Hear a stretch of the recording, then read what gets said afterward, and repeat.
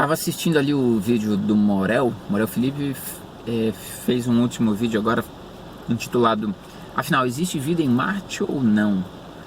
Um vídeo muito curioso, porque ele levantou ali algumas questões que são as seguintes, né? Na época de Allan Kardec, 1700 para 1800, né? Ainda não se conhecia Marte, ou seja, não haviam enviado sondas, não havia grandes tecnologias em observação astronômica capaz de nos revelar as condições físicas de Marte, se tem água, não tem água, é deserto, não é rochoso, é gasoso, quais as condições geológicas de Marte para sustentação da vida ou não, né? Então, a gente vê que os espíritas, no caso, Allan Kardec, né? Olha que interessante, até entre os próprios espíritos não havia consenso. Uns diziam que há, outros diziam que não há, né? Alguns espíritos superiores diziam que há vida em Marte e que algumas pessoas que morrem reencarnam em Marte, ou é um local onde os espíritos vivem, etc. Cada um tinha uma teoria, na verdade, mas o consenso geral é de que sim, há vida em Marte. E existe até algumas descrições, se não me engano, nos livros de Allan Kardec. Havia um astrofísico, não era um astrofísico, era um astrônomo da época de Allan Kardec, que estava muito famoso no meio espírita, porque eles diziam que ele era a reencarnação de um astrônomo do passado. E esse astrônomo da época de Kardec também era um dos que alegava como que era a vida em Marte, que havia civilização, e tem uma parte que eles descrevem a arquitetura das casas, o modo de vida em Marte, e a criatividade, você não faz, nossa criatividade vai longe, né? Inclusive esse próprio astrônomo, que segundo estava contando o Morel, né? Mais tarde ele se retratou dizendo que ele acreditava estar sendo influenciado pelo fato de ser a reencarnação de um tal de um astrônomo antigo. Ele acreditava nisso, mas depois ele viu que não é reencarnação de nada, e que na verdade tudo não passava de questões do próprio subconsciente dele. Ou seja, as opiniões que ele manifestava acerca...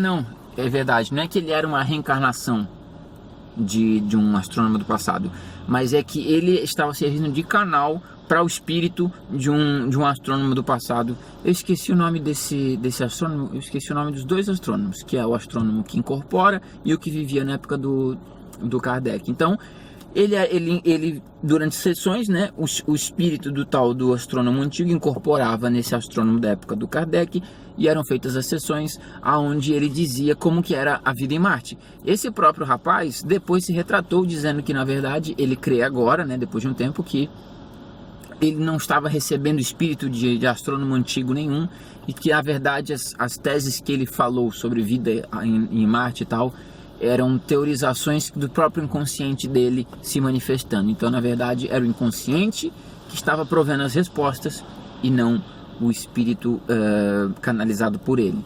O fato é o que? O consenso geral, apesar de haver divergências, o consenso geral é de que Marte era habitado e por vida inteligente, por vida biológica, por cidades, com casas, com vida em Marte mesmo.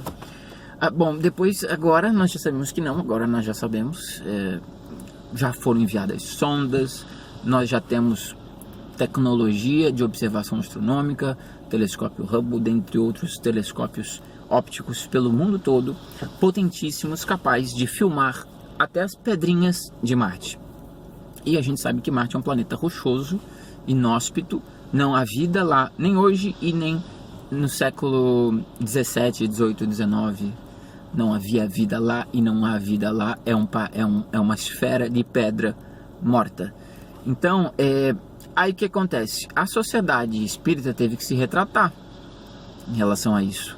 Quer dizer, ou seja, depois que se revelou no mundo contemporâneo as condições geológicas de Marte, como que fica a comunidade espírita nos quais os livros dos espíritas alegam que há vida em Marte, né?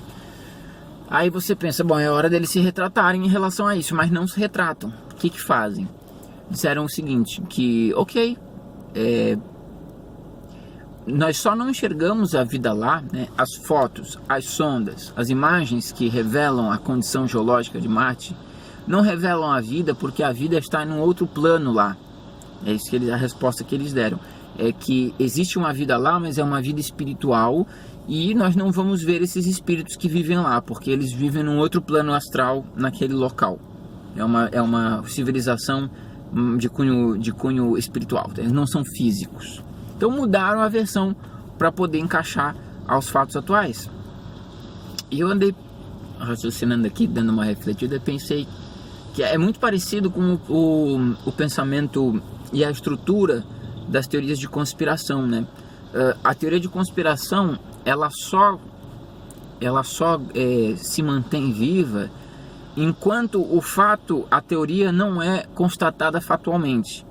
Na verdade, você só consegue montar uma teoria de conspiração em cima de algo que não possa ser de fato comprovado.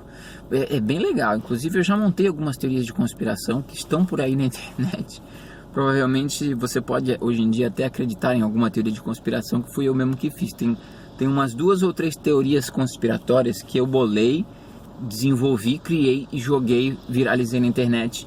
E tem pessoas hoje em dia que são crentes em uma teoria de realidade que na verdade fui eu mesmo que criei.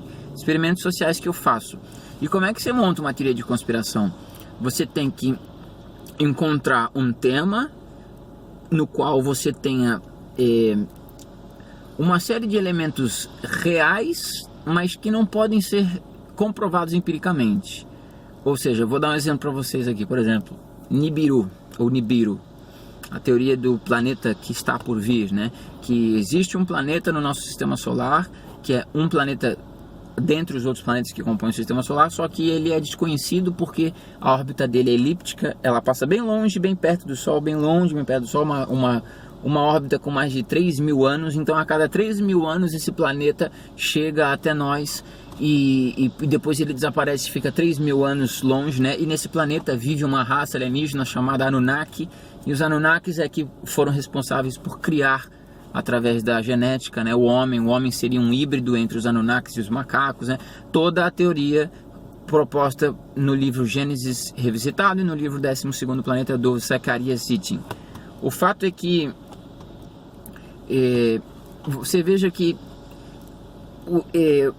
o sistema solar existe, o planeta Nibiru foi teorizado pelo Zecharia Sitchin. Você tem uma série de elementos palpáveis, mas que a observação empírica não pode ser feita. Ou seja, a conclusão final, né, o teste final, que é o quê? Ir lá e comprovar através da observação direta, como foi feito com Marte. Porra, em Marte existem árvores que são feitas de pirulitos e chocolate. Putz, é uma teoria conspiratória, vamos dizer, uma teoria.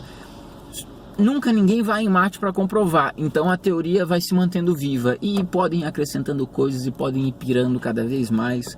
Você pode inventar o que você quiser, porque nunca vai ir ninguém em Marte. Agora, no momento que alguém foi em Marte e comprovou como que é, de fato, através da observação direta do fenômeno, o que você faz? A teoria tem que ser revisada, ou é o que fazem, o que foi feito pelos espíritos, é o que é feito pelos teoristas de conspiração. Eles alteram a teoria para servir os fatos, para os fatos se adequarem à teoria. Então, por exemplo, no caso de Nibiru, passados mais de 3.000 anos o planeta não apareceu. Ou se o planeta apareceu, mandaram sonda, tiraram foto, fizeram observação e não tem vida em Nibiru. O planeta é sem vida. Então você vai pensar, bom, os teoristas de conspiração vão ter que reformular a teoria deles para caber aos novos fatos observados. Mas eles não fazem isso. Eles transformam a teoria para que os fatos se adequem à teoria e não a teoria se adeque aos fatos. Então, por exemplo, no caso da Terra plana, por exemplo, ela se sustenta enquanto não é possível se chegar aos locais de comprovação. Se alguém for até a Antártida, aí vai por água abaixo.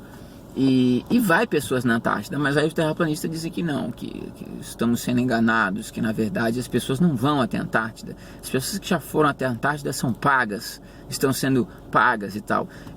Não tem como enviar um foguete até o espaço, mas se enviarem um foguete, eles vão dizer, eles vão encontrar uma desculpa, tá entendendo?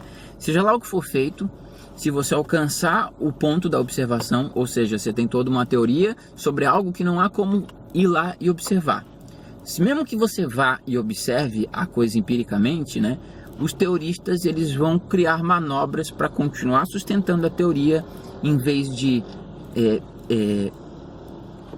deletar a teoria e passar a crer nos fatos, tá entendendo? Então eles vão sempre tentar contorcer os fatos para servir o propósito da teoria, em vez de reformular a teoria ou simplesmente negá-la para que ela se adeque aos fatos.